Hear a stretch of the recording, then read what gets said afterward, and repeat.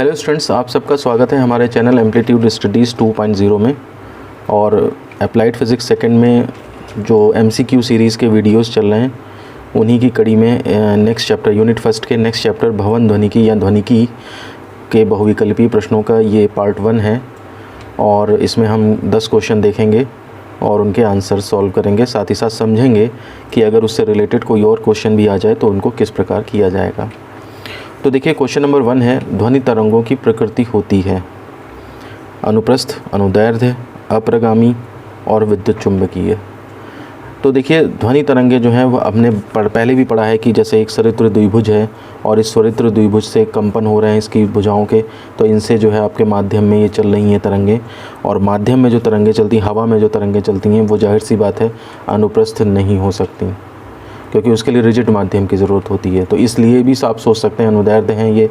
साथ ही साथ अगर आपको एक एक्सपेरिमेंट, ध्रुवण चैप्टर में एक एक्सपेरिमेंट होता है जिसमें कि 2 स्लिट्स होती हैं और उन 2 स्लिट्स में से आप देखिए जब वो पैरेलल होती हैं तो ठीक है ना, तो उसमें से वेव्स निकल जाती हैं और फिर जब वो 90 डिग्री पे कर देते हैं दूसरे स्लिट को, तो उस केस में तरंग नहीं निकल पाती है। तो अगर ये एक्सपेरिमेंट प्रकाश के साथ किया जाए तो सही है, लेकिन अगर ध्वनि के साथ करें तो दोनों केसेस में ध्वनि आपको सुनाई पड़ेगी यहाँ पर। तो उससे भी पता लगता है कि ध्वनि की प्रकृति अनुदैर्ध्य है, इसलिए इस क्वेश्चन का आंसर जो है वो आपका अनुदैर्ध्य सही होगा, यानी कि बी ऑप्शन जो है वो करेक्ट है। आइए चलते हैं क्वेश्चन नंबर 2 पे। देखिए, ध्वनि तरंगों के लिए निम्न में से कौन सा कथन सत्य है। फर्स्ट पार्ट है, इनको ध्रुवित किया जा सकता है, ये निर्वात में चल सकती हैं, 0 डिग्री सेंटीग्रेड में इनकी चाल 332 मीटर पर सेकंड होती है और उपर्युक्त सभी कथन सत्य हैं। तो देखिए, इनको ध्रुवित किया जा सकता है। हमने अभी ऊपर पिछले क्वेश्चन में देखा है कि ध्वनि तरंगों को ध्रुवित नहीं किया जा सकता क्योंकि वो अनुदैर्ध्य होती हैं। अनुदैर्ध्य तरंगें जो हैं वो चाहे आप पोलराइज़र को या एनालाइज़र को कितना भी घुमाएं, वो दोनों केसेस में उसमें से निकल जाएंगी। दूसरा, ये निर्वात में चल सकती हैं। तो देखिए, आप निर्वात में तो केवल विद्युत चुंबकीय तरंगें चलती हैं और ये विद्युत चुंबकीय तो होती नहीं है, तो इसलिए ये ऑप्शन भी सही नहीं है।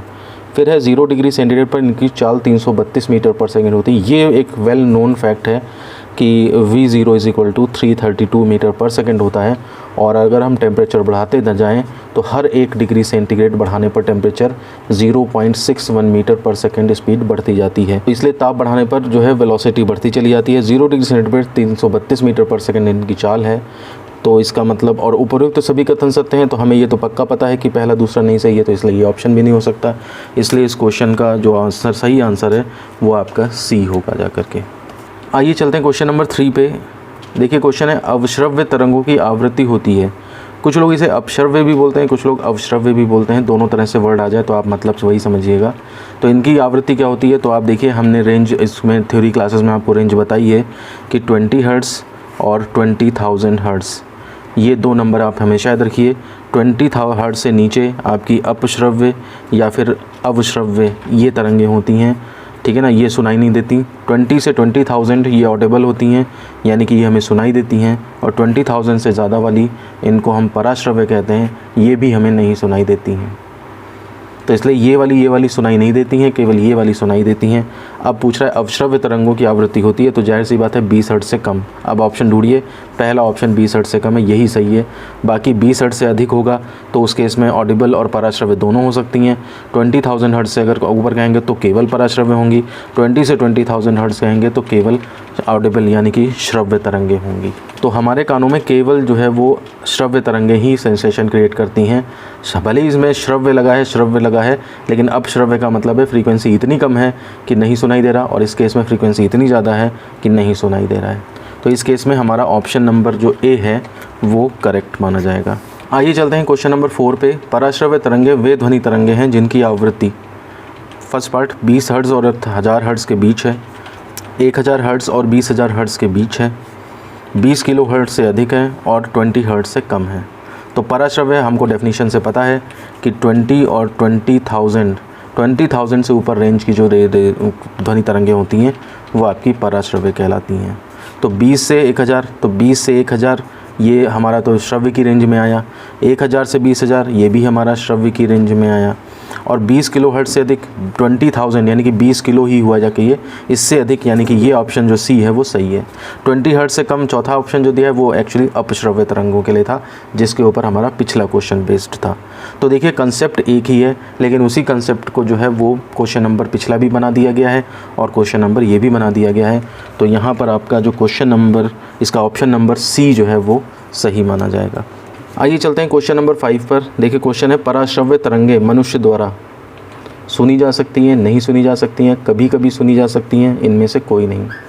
तो क्लियर है आपको, पराश्रव्य तरंगे एक्चुअली 20 से 20,000 हर्ट्ज़ से ऊपर की तरंगों को पराश्रव्य कहते हैं, और श्रव्य की सीमा से ऊपर हैं इसलिए पराश्रव्य नाम है इनका। अल्ट्रासोनिक्स बोलते हैं इन्हें, और हमें थ्योरी क्लास में मैंने बता रखा है आपको कि इन्हें हम नहीं सुन सकते हैं। इनको जो है वो कुत्ते और चमगादड़ यही लोग सुन सकते हैं।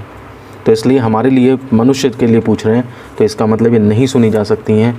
इसका मतलब हमारा ऑप्शन नंबर बी जो है वो करेक्ट होगा। आइए चलते हैं क्वेश्चन नंबर 6 पे, और देखिए क्वेश्चन है, चमगादड़ अथवा डॉल्फिन शिकार या परभक्षियों या बाधाओं का पता लगाने के लिए किस घटना का प्रयोग करते हैं? ध्वनि का अपवर्तन, विस्पंद, ध्वनि का प्रकीर्णन और प्रतिध्वनि। तो आप देखिए ये थ्योरी क्लासेस में हमने चमगादड़ का तो एग्जाम्पल बताया है, लेकिन यहाँ पर आपको पता लग रहा है डॉल्फिन भी जो है वो पराश्रव्य तरंगों का यूज़ करते हैं। चमगादड़ के केस में समझाया था कि किस तरह से कोई चमगादड़ उड़ रहा है और वो हमेशा अल्ट्रासोनिक वेव्स निकालता रहता है, और फिर वो किसी ऑब्स्टिकल से टकरा के जब लौटती हैं तो इको के मेथड से, यानी कि प्रतिध्वनि के मेथड से, प्रतिध्वनि से वो सुनता है। फार्मूला जो यहाँ पे होता है वो D=VT/2 यूज़ होता है, क्योंकि आना भी होता है जाना भी होता है। इसके बेस पे वो अंदाज़ा लगा लेता है कि कोई चीज़ हमसे कितनी दूर है। तो अपना शिकार करना है तो उसको भी इसी तरह से पहचानेगा। परभक्षी है, किसी से बचना है, मान लिया कोई उसको खाने वाला जानवर आ रहा है तो उससे भी इसी तरीके से बचेगा। और बाधाएं, चलना भी है अगर उसे, तो वो इसी तरह से एहसास करके चलेगा। तो इसके लिए किस घटना का प्रयोग करते हैं? तो सीधा ऑप्शन हमारा जो है वो प्रतिध्वनि है। देखिए ये यूनिट जितनी अच्छी तरह से हमने आपको पढ़ाई है, उसी वजह से आपको ये क्वेश्चंस आसान लग रहे होंगे। अगर आप केवल ये मल्टीपल चॉइस क्वेश्चंस पढ़ेंगे और चैप्टर को नहीं पढ़ेंगे तो ये एक बार में देख तो लेंगे आप, लेकिन फिर बार बार इन्हें रटना पड़ेगा आपको। कम से कम 3-4 बार रटेंगे तब जाके याद हो पाएंगे, और फिर भी अगर इनसे घुमा दिया थोड़ा बहुत तो फिर उसमें प्रॉब्लम हो जाएगी, आपको क्वेश्चन गलत होने के चांसेस रहेंगे। देखिए क्वेश्चन नंबर 7 है हमारे पास, पराश्रव्य तरंगों को सबसे पहले किसने सीटी बजाकर उत्पन्न किया था? तो ये थ्योरी क्लास में मैंने आपको बताया भी था, और गाल्टन की सीटी करके एक मैंने बताया था, गाल्टन्स व्हिसल, कि कुत्ते को बुलाने के लिए इसका यूज़ करते हैं घर में। जैसे चोर घुस जाए तो उस केस में गाल्टन की सीटी अगर आप बजाएंगे तो न चोर को सुनाई देगी ना आपको सुनाई देगी, लेकिन कुत्ता सुन करके उसके आपके पास आ जाएगा। क्योंकि अगर नाम बोलेंगे कुत्ते का तो फिर चोर जान जाएगा कि आप जग गए हैं। तो इस काम में इसका यूज़ करते हैं आज भी। तो ये ऑप्शन है न्यूटन ने, गाल्टन ने, हर्ट्ज़ ने, फैराडे ने। तो ये वर्ड हमने आपको थ्योरी क्लासेस में बताया है, और आपको लगा होगा वहाँ पर कि ये सर अननेसेसरी पढ़ा रहे हैं, लेकिन आज देखिए आपको इस क्वेश्चन में इसकी ज़रूरत पड़ ही गई है। तो इसमें हमारा जो है वो बी ऑप्शन जो है यहाँ पे करेक्ट हो जाएगा। गाल्टन ने सबसे पहले जो है पराश्रव्य तरंगों को सीटी बजाकर उत्पन्न किया था। आइए चलते हैं क्वेश्चन नंबर 8 पे। कीड़ों तथा हानि पहुँचाने वाले तत्वों को घरों से दूर भगाने के लिए प्रयोग किया जाता है। अल्ट्रासोनिक तरंग, रेडियो तरंग, इंफ्रारेड तरंग, सबसोनिक तरंग। तो देखिए आपके घरों में भी कई बार सेल्समैन बेचने आए होंगे, इस तरह का छोटा सा डिवाइस होता है और उसको सीधे बिजली में प्लग में लगा दिया जाता है, और उसमें से ट्र की साउंड आती रहती है हमेशा, हल्की हल्की सी। तो वो ये कहते हैं कि ये अल्ट्रासोनिक वेव्स निकाल रहा है, और इससे आपके घर में मक्खी मच्छर वगैरह, कीड़े वगैरह, कॉकरोच वगैरह ये सब नहीं आएंगे। हालांकि इंस्ट्रूमेंट इतना अच्छा काम नहीं करता है। अब या तो इसके अंदर का अल्ट्रासोनिक वेव प्रोड्यूस करने वाला सिस्टम ख़राब हो जाता है कुछ दिन बाद, या जो कुछ भी हो, इससे कोई ख़ास फ़र्क पड़ता नहीं है। लेकिन सिद्धांत यही है कि अल्ट्रासोनिक तरंगों से ही ये काम किया जाता है। तो इसलिए आपका यहाँ पर ऑप्शन नंबर जो ए है वो सही होगा। आइए चलते हैं क्वेश्चन नंबर 9 पे। देखिए क्वेश्चन है, विमानों के आंतरिक भागों की सफाई में किसका प्रयोग किया जाता है? पराश्रव्य तरंग का, ऑक्सैलिक एसिड का, अवश्रव्य तरंगों का, और इनमें से कोई नहीं। तो देखिए ये क्वेश्चन हालांकि थ्योरी क्लासेस में नहीं हुआ है, लेकिन आपको नई चीज़ भी पता लग रही है। देखिए यहाँ पे इस काम में भी पराश्रव्य तरंगों का प्रयोग किया जाता है, क्योंकि पानी या और कोई ऐसी चीज़ इसमें नहीं यूज़ कर सकते हैं, वो उसके पार्ट्स को जो है वो ख़राब कर सकता है। तो पराश्रव्य तरंगों की हेल्प से जो है वो आपके आंतरिक भागों की सफाई की जाती है। तो इसलिए हमारा यहाँ पर ऑप्शन नंबर जो ए है वो करेक्ट होगा। और मैं बता दूं आपको कि पराश्रव्य तरंगों की हेल्प से बर्तनों को बिना पानी के भी साफ़ किया जाता है। तो कोई बर्तन है, जूठा बर्तन, मान लिया खाना खाने के बाद उसमें जूठन रह गई है, तो पराश्रव्य तरंगों की हेल्प से हम इसे साफ़ कर सकते हैं। लेकिन अब बात वही है कि पानी से नहीं धोया होगा तो फिर उस केस में जो है लोग उसको थोड़ा सा एज्यूम करते हैं कि नहीं साफ़ हुआ। जैसे पहले, आज से 1 साल पहले, 2 साल पहले जब कोरोना नहीं आया था तो लोग पानी से हाथ धोने को सही मानते थे और ये जो सैनिटाइज़र है इससे हाथ धोने को बड़ा अजीब सा समझते थे। वो सोचते थे कि बिना पानी के कैसे गंदगी चली जाएगी। लेकिन अब जब कोरोना आ गया है तो सबको फिर वही यूज़ करना पड़ रहा है और तब पता लग रहा है कि उसकी क्या वैल्यू थी। आइए अब चलते हैं हमारे वीडियो के लास्ट क्वेश्चन पे। देखिए क्वेश्चन है, ध्वनि का तारत्व किस पर निर्भर करता है? तीव्रता, आवृत्ति, वेग या आयाम? तो ये भी थ्योरी क्लास में बहुत इंपॉर्टेंट क्वेश्चन है। तारत्व जो है वो निर्भर करता है आवृत्ति पे। इसके साथ कई और चीज़ें भी बताई जाती हैं कि तारत्व जो है वो एक साइकोलॉजिकल क्वांटिटी है, ठीक है ना, केवल एक सब्जेक्टिव नेचर है, और जबकि आवृत्ति जो है वो फिज़िक्स की क्वांटिटी है। तो इसकी तो विमाएँ और इसकी जो है यूनिट ये सब होंगी, लेकिन इसकी जो विमा या कोई यूनिट नहीं होती है। तो ये इस पर भी क्वेश्चन बनता है, आप इसको अभी से ही ध्यान रखें। थ्योरी क्लासेस में जो भी पढ़ा है वही सब आपके काम आएगा। तो इस तरह से हमारे ये 10 क्वेश्चंस कंप्लीट होते हैं और इनसे रिलेटेड थ्योरी वीडियोस आप हमारे चैनल पर जाकर के प्लेलिस्ट में देख सकते हैं। और मैंने वीडियो में आई बटन में इनके लिंक भी डाले हुए हैं, आप वहाँ से भी जा सकते हैं। तो इस वीडियो को फिर हम यहीं पे ख़त्म करते हैं। अगर आप हमारे इस चैनल पर नए हैं तो इसको सब्सक्राइब कर लें और बेल आइकन प्रेस करके ऑल का ऑप्शन सेलेक्ट कर दें, ताकि जो भी वीडियो यहाँ से रिलीज़ हो उसका नोटिफिकेशन आप तक तुरंत पहुँचे।